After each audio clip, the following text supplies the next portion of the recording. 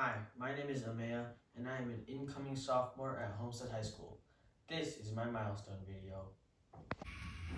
This is a video of my robot running. As you can see, over there it detects the wall with the infrared sensor, backs up, turns a little bit left. While it detects the wall, it takes a picture using the Raspberry Pi camera, which has been placed on top of the Raspberry Pi.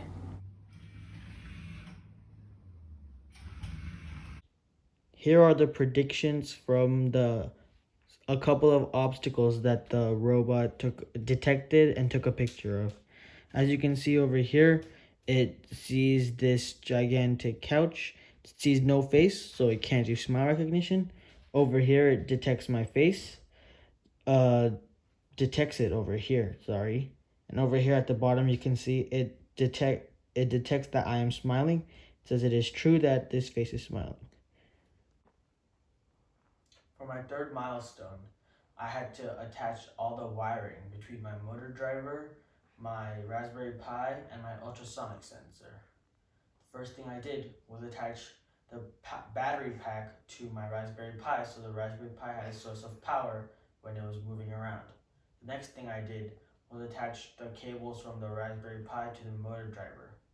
The inputs of the motor driver would come from the outputs of the Raspberry Pi, and then the motor driver would tell the motors to move forward, not move, or to move backwards. One thing I did not realize was that the two motor driver and the Raspberry Pi needed common ground. So it took time for me to put that together, but when it did, my motor driver and Raspberry Pi were connected. Then I connected my ultrasonic sensor to my Raspberry Pi. When I went to test the code, I figured out that it was not working at all. So what I did was I just tested the motor driver and Raspberry Pi. I ran the robot and it worked perfectly fine with the motor driver and Raspberry Pi, so I decided to implement ultrasonic sensor code.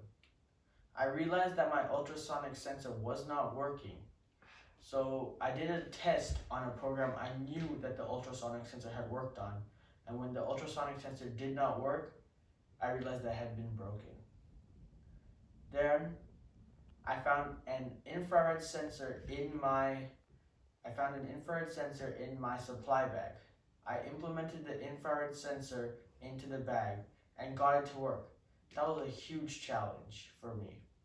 Then I began running the robot and taking images of the obstacles every time it detected them.